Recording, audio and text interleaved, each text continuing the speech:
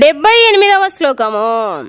యత్ర యోగేశ్వరః కృష్ణో యత్ర పార్థో ధనుర్ధరః తత్ర శ్రీర్విజయో భూతిర్ధ్రువా నీతిర్మతిర్మమ. యత్ర ఎక్కడ యోగా ఈశ్వర యోగకు ఈశ్వరుడు కృష్ణ శ్రీకృష్ణ భగవానుడు ఉండును. యత్ర ఎక్కడ పార్థ అర్జునుడు ధనుర్ధర విల్లంబులను ధరించినవాడు తత్ర అక్కడ శ్రీ సంపద విజయ విజయము భూతి అసాధారణ శక్తి ధ్రువా నిశ్చయముగా నీతి నీతి మమ మతి నా అభిప్రాయము. ఎక్కడ యోగేశ్వరుడైన శ్రీకృష్ణుడు ఉండునో ఎక్కడ మేటి ధనుర్ధారి అయిన అర్జునుడు ఉండునో అక్కడ నిశ్చయముగా సంపద విజయము అసాధారణ శక్తి నీతి కూడా ఉండును. ఇదే నా అభిప్రాయము. భాష్యము. భగవద్గీత ధృతరాష్ట్రుని ప్రశ్నతో ఆరంభమైనది. భీష్మ ద్రోణ కర్ణాది మహాయోధుల సహాయముతో తన పుత్రులు నిశ్చయముగా విజయమును సాధించుననేది అతని విశ్వాసము. అనగా విజయము తమ పక్షమునకే సిద్ధించునని అతడు ఆశించెను. కానీ యుద్ధరంగమున జరిగిన సన్నివేశమును వర్ణించిన తరువాత సంజయుడు ధృతరాష్ట్రునితో నీవు విజయమును గూర్చి ఆలోచిస్తుంటివి, కానీ శ్రీకృష్ణార్జునులు ఎక్కడ ఉందురో అక్కడనే సమస్త శుభములు నెలకొని ఉండుననేది నా అభిప్రాయము అని పలికెను. అనగా ధృతరాష్ట్రుడు తన పక్షమున విజయమును ఆశించకూడదని నేరుగా సంజయుడు నిర్ధారించి తెలిపెను. శ్రీకృష్ణుడు అక్కడ నిలిచి ఉన్నందున అర్జునుని పక్షమునకే విజయము సిద్ధించుననేది నిశ్చయము. ఇక్కడ శ్రీకృష్ణుడు అర్జునుని రథచోదకుడగుట కూడా ఆ భగవానుని విభూతికి మరొక ప్రదర్శనయే. శ్రీకృష్ణుడు సకల విభూతి సంపన్నుడు. శ్రీకృష్ణునకు గల అనేక విభూతులలో వైరాగ్యము ఒకటి. శ్రీకృష్ణుడు వైరాగ్యముకు కూడా ప్రభువగుటచే అట్టి వైరాగ్యమును ప్రదర్శించిన సందర్భములు అనేకము కలవు. నిజమునకు యుద్ధము దుర్యోధన ధర్మరాజుల నడుమ జరుగుతుండెను. అర్జునుడు కేవలము తన జ్యేష్ఠ సోదరుడైన ధర్మరాజు పక్షాన పోరాడుతుండెను. ఆ విధముగా శ్రీకృష్ణార్జునులు ఇరువురును ధర్మరాజు పక్షమున ఉండుటచే అతనికి విజయము తథ్యమగును. ఎవరును ప్రపంచమును పరిపాలించవలెనో నిర్ణయించుట కొరకై ఆ యుద్ధము ఏర్పాటు చేయబడెను. అట్టి రాజ్యాధికారము యుధిష్ఠిరునికే ప్రాప్తించునని సంజయుడు భవిష్యత్తు పలికెను. అంతేకాకుండా యుద్ధములో విజయము సాధించిన పిమ్మట ధర్మరాజు మరింత అధికమైన సుఖదంపదలతో వర్ధిల్లునని కూడా ఇక్కడ సూచించబడినది. ఎందుకనగా ధర్మరాజు ధర్మాత్ముడు, పవిత్రుడు మాత్రమే కాకుండా గొప్ప నీతిమంతుడు. అతడు జీవితములో ఎన్నడూను అసత్యమును పలికి ఉండలేదు. భగవద్గీతను యుద్ధరంగములో ఇరువురు మిత్రుల నడుమ జరిగిన సంభాషణగా మాత్రమే భావించు మూర్ఖులు అనేకులు కలరు. కానీ మిత్రుల మధ్య జరిగడి సాధారణ సంభాషణ ఎన్నటికి ఒక పవిత్రమైన శాస్త్ర గ్రంథము కాలేదు. శ్రీకృష్ణుడు అర్జునుని అధర్మ కార్యమైన యుద్ధముకు ప్రేరేపించనని కొందరు అభ్యంతరము తెలుపుదురు. కానీ నిజమునకు భగవద్గీత దివ్య ధర్మోపదేశమనే సత్యము ఇక్కడ స్పష్టముగా చెప్పబడినది. గీతలోని 9వ అధ్యాయములో మన్మనా భవ మద్భక్తః అను 34వ శ్లోకములో ఈ దివ్య ధర్మోపదేశము వివరించబడినది. అనగా ప్రతి ఒక్కరూ శ్రీకృష్ణ భగవానునకు భక్తులు కావలెను. శ్రీకృష్ణుని శరణు వేడటయే సర్వధర్మముల సారము. సర్వధర్మాన్ పరిత్యజ్య మామేకం శరణం వ్రజ. కనుక అత్యున్నతమైన నీతి మరియు పరమ ధర్మముల దివ్య విధానములతో ఈ భగవద్గీత నిండి ఉన్నది. ఇతర విధానములన్నీ పవిత్రము చేయగలిగినను చివరికి మానవుని ఈ మార్గమునకే తీసుకువచ్చును.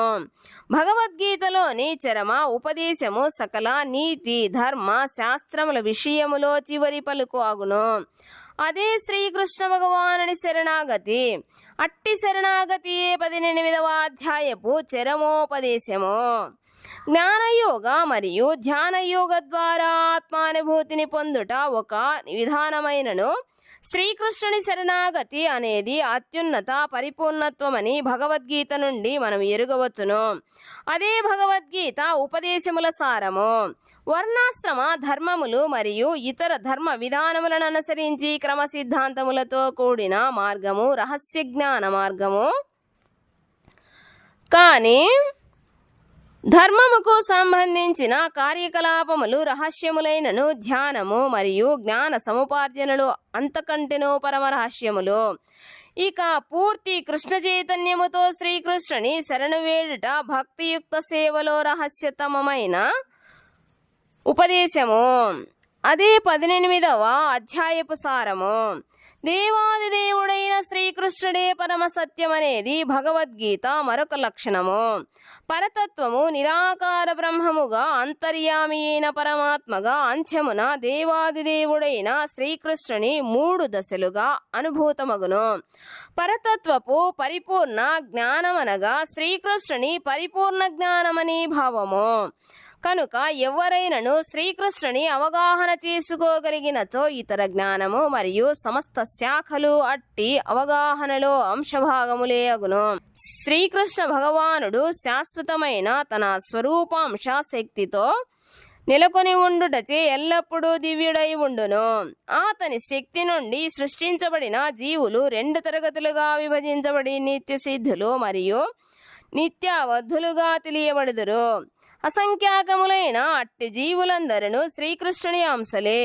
భౌతిక శక్తి 24 తత్వములుగా వ్యక్తము చేయబడినది. భౌతిక సృష్టి అనంతకాలముచే నడుపబడుతున్నది. అది బాహ్య శక్తిచే సృష్టించబడి లయము కాబడును. ఈ భౌతిక జగత్తు పదే పదే ప్రకటము మరియు అప్రకటము అవుతుండును. భగవద్గీతలో దేవాదిదేవుడైన శ్రీకృష్ణుడు భౌతిక, ప్రకృతి, జీవులు, శాశ్వత కాలము, వివిధ రకములైన కర్మలు అను 5 రకములైన ముఖ్య తత్వములు చర్చించబడినవి. సమస్తము దేవాదిదేవుడైన శ్రీకృష్ణుని పైననే ఆధారపడి ఉండును. పరతత్వపు నిరాకార బ్రహ్మానుభూతి, పరమాత్మానుభూతి మరియు ఇతర ఏ ఆధ్యాత్మిక భావమైనను దేవాదిదేవుడైన శ్రీకృష్ణుని అవగాహన విధానములోనే కూడి ఉండును. దేవాదిదేవుడు, జీవుడు, భౌతిక, ప్రకృతి, కాలము అనే అంశములు స్థూల దృష్టికి భిన్నములుగా కనిపించినను ఏది కూడా పరమ పురుషుని తత్వమునకు భిన్నము కాదు. కానీ దేవాదిదేవుడు ఎల్లప్పుడూ అన్నింటికి భిన్నముగానే ఉండును. ఇదే శ్రీ చైతన్య మహాప్రభువు తెలిపిన అచింత్య భేదాభేద తత్వము. ఈ తత్వ విధానములోనే పరతత్వపు పరిపూర్ణ జ్ఞానము ఇమిడి ఉండును. జీవుడు తన నిజస్థితిలో విశుద్ధాత్ముడు. అతడు పరమాత్మ యొక్క పరమాణు కణము వంటివాడు. ఈ విధముగా శ్రీకృష్ణుని సూర్యునితోనూ జీవులను సూర్యరశ్మితోనూ పోల్చవచ్చును. జీవులు శ్రీకృష్ణుని తటస్థ శక్తి అయినందున కొన్నిసార్లు వారు భౌతిక శక్తితో గాని ఆధ్యాత్మిక శక్తితో గాని సంపర్కమును పొందు స్వభావమును కలిగి ఉందురు. మరో మాటలో చెప్పవలనైన జీవుడు భగవానుని 2 శక్తుల నడుమ నెలకొని ఉండును. అతడు భగవానుని ఉన్నత శక్తికి సంబంధించిన వాడగుటచే స్వల్ప స్వాతంత్ర్యమును కలిగి ఉండును. అట్టి స్వాతంత్ర్యమును సద్వినియోగపరచుకొనినచో అతడు శ్రీకృష్ణ భగవానుని ప్రత్యక్ష నిర్దేశములోకి వచ్చును. అట్లు అతడు హ్లాదిని శక్తిలో తన నిజ స్వరూప స్థితిని పొందును. శ్రీమద్ భగవద్గీతలోని ఉపసంహారము సన్యాసము యొక్క పరిపూర్ణత్వము అను 18వ అధ్యాయమునకు భక్తి వేదాంత భాష్యము సమాప్తము.